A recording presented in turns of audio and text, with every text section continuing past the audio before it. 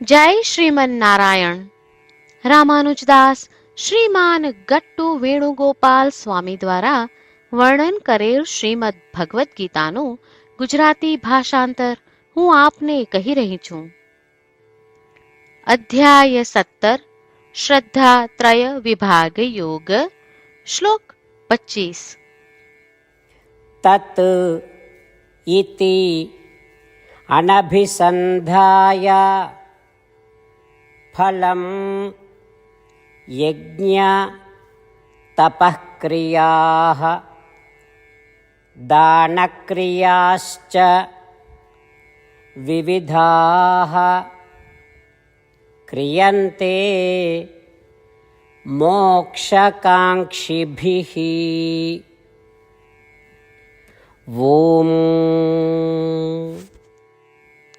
ગીતાચાર્ય શ્રી કૃષ્ણ પરમાત્મા અર્જુન સાથે આપણને બધાને શ્રદ્ધાત્રય વિભાગ યોગ શીખવી રહ્યા છે. પરમાત્મા કહે છે, અર્જુન, તત શબ્દ પરમાત્માને દર્શાવે છે. જે મનુષ્યો તેમના કર્મો માટે કોઈ પણ ફળની ઈચ્છા રાખતા નથી અને માત્ર મોક્ષ અર્થાત સાંસારિક બંધનમાંથી મુક્તિ જ ઈચ્છે છે, તેઓ તત્નો જાપ કર્યા પછી યજ્ઞો, દાન અને ધ્યાનનો આરંભ કરે છે. આ પ્રમાણે શ્રી કૃષ્ણ પરમાત્મા આપણને માત્ર મોક્ષ પ્રાપ્તિ માટે પ્રોત્સાહિત કરી રહ્યા છે તથા સર્વે યજ્ઞો, દાન અને ધ્યાન કરતા પહેલા તત્નો જાપ કરવાનું સૂચન કરી રહ્યા છે.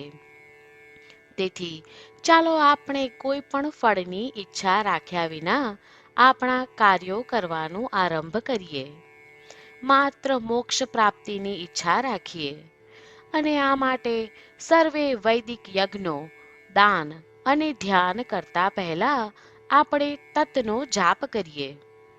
શ્રીમન નારાયણની પ્રાપ્તિને આપણા જીવનનું ધ્યેય બનાવતા અને માત્ર શ્રીમન નારાયણનું શરણ લેતા ચાલો આપણે બધા શ્રી કૃષ્ણ પરમાત્માના શબ્દોનું આ શ્લોક સ્વરૂપે પુનરાવર્તન કરીએ. તત ઇતિ અનભિસંધાય ફલમ યજ્ઞ તપઃક્રિયાઃ દાનક્રિયાશ્ચ વિવિધાઃ ક્રિયન્તે મોક્ષકાંક્ષિભિઃ.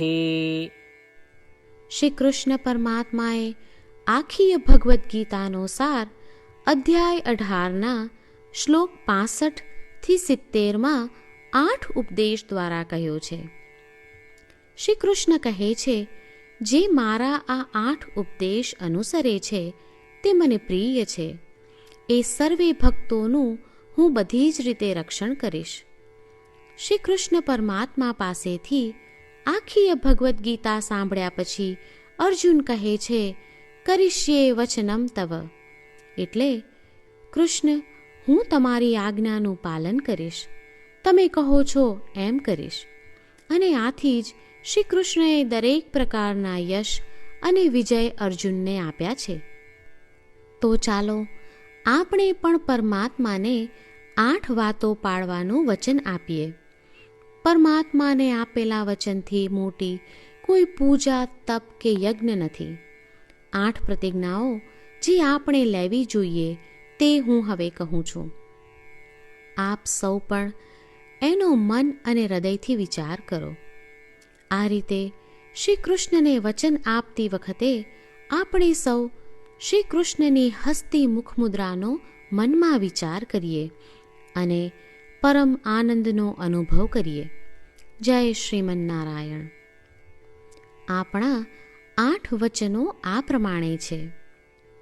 આપણું પહેલું વચન, હે શ્રીમન નારાયણ, તમારા ઉપદેશ પ્રમાણે હું હંમેશા તમારું ધ્યાન અને ચિંતન કરીશ. આપણું બીજું વચન, હે શ્રીમન નારાયણ, તમે કહ્યું છે તેમ હું સદાય તમારી ભક્ત રહીશ. આપણું ત્રીજું વચન, હે શ્રીમન નારાયણ, હું મારા કર્મો તમને સંતોષ થાય તેમ અને તમારી સેવા માટે કરીશ. આપણું ચોથું વચન, હે શ્રીમન નારાયણ, તમે અનુસરવા કહ્યું છે તેમ મને પૂર્ણ શ્રદ્ધા છે કે હું તમારી છું. હું સદાય મારા હાથ જોડી તમને નમસ્કાર કરીશ, તમારી ભક્તિ કરીશ. આપણું 5મું વચન. હે શ્રીમન્નારાયણ, હું તમારા શબ્દો યાદ કરું છું. મામેકમ શરણમ વ્રજ. તમે તમારી શરણમાં આવવા કહ્યું છે. શ્રીમન્નારાયણ, હું માત્ર તમારા જ શરણમાં છું. આપણું 6થું વચન. હે શ્રીમન્નારાયણ, આપે કહ્યું છે મા શુચ. તમે અમને આશ્વાસન આપી શોક ન કરવા માટે કહ્યું છે, તો હું દુઃખી નહીં થાઉં, શોક નહીં કરું. આપણું 7મું વચન. હે શ્રીમન્નારાયણ, અમારા કલ્યાણ અર્થે આપે શ્રીમદ્ ભગવદ્ ગીતા રૂપી આશીર્વાદ આપી અમારા સૌ પર કૃપા કરી છે, તો હું દરરોજ ઓછામાં ઓછો 1 શ્લોક વાંચીશ અથવા સાંભળીશ એવો સંકલ્પ લઉં છું. આપણું 8મું વચન.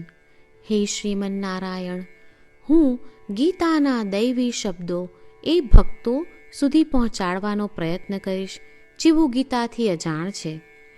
હે શ્રીમન્નારાયણ, તમે કહ્યું છે તેમ કરીશ, તમે કહ્યું છે એમ વર્તીશ અને તમારા માટે જ કર્મ કરીશ. શ્રીમન્નારાયણને આપેલું વચન કે દરરોજ તમે કહ્યું છે એમ કરીશું, એ જ એક મહાન પૂજા છે. તો ચાલો આપણે સૌ દ્રઢ શ્રદ્ધા સાથે પ્રભુ પાસે એક સંકલ્પ લઈએ. શ્રીમન્નારાયણ, કરીશ્યે વચનમ તવ. શ્રીમન્નારાયણ, હું તમારી આજ્ઞાનું પાલન કરીશ. સર્વમ શ્રી કૃષ્ણાર્પણમસ્તુ. જય શ્રીમન્નારાયણ.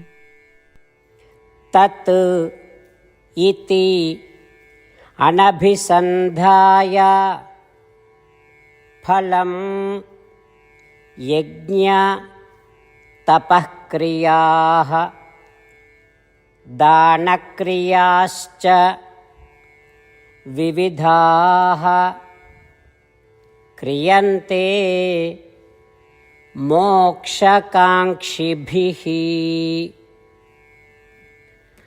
ઓમ તત ઇતિ અનભિસંધાય ફલમ યજ્ઞ તપઃક્રિયાઃ દાનક્રિયાશ્ચ વિવિધાઃ ક્રિયન્તે મોક્ષકાંક્ષિભિઃ. જય શ્રીમન્નારાયણ. તમામ ભક્તોને ખાસ વિનંતી. આપણા જીવનની દરેક બાબતોમાં આપણે તાત્કાલિક અને અસરકારક પરિણામો ઈચ્છીએ છીએ. આ પ્રાપ્ત કરવા માટે ચાલો દરરોજ 1 મિનિટ ફાળવીએ અને નારાયણાસ્ત્રમ વાંચીએ. નારાયણાસ્ત્રમ મેળવવા માટે તેની વેબસાઇટ જે www.narayanaastram.org છે તેના પર જાઓ અને રજિસ્ટ્રેશનમાં તમારું નામ અને ઈમેલ આપો. તમે આપેલા ઈમેલ પર તમને નારાયણાસ્ત્રમ PDF પ્રાપ્ત થશે. PDFમાં રામાયણનો 1 શ્લોક, ગીતાનો 1 શ્લોક અને 1 વિષ્ણુ નામ છે. આ 3ને નારાયણાસ્ત્રમ કહેવામાં આવે છે. દરેક વ્યક્તિને આ શ્લોકોનું અલગ અલગ સંયોજન પ્રાપ્ત થાય છે. જ્યારે દરેક વ્યક્તિ 24,000 ભક્તો સાથે તેમના નારાયણાસ્ત્રમને દરરોજ વાંચે છે અથવા સાંભળે છે, ત્યારે સમગ્ર રામાયણનું 1 વાર પારાયણ, શ્રીમદ્ ભગવદ્ ગીતાનું 33 વાર પારાયણ અને વિષ્ણુ સહસ્ત્ર નામનું 24 વાર પારાયણ રોજ પૂર્ણ થાય છે. આ એક અદ્ભુત અને અસાધારણ પરિણામ છે. તેથી તમે અને તમારા પરિવારના સભ્યો તરત જ વેબસાઇટ પર જાઓ અને તમારું નારાયણાસ્ત્રમ મેળવો. જય શ્રીમન્નારાયણ.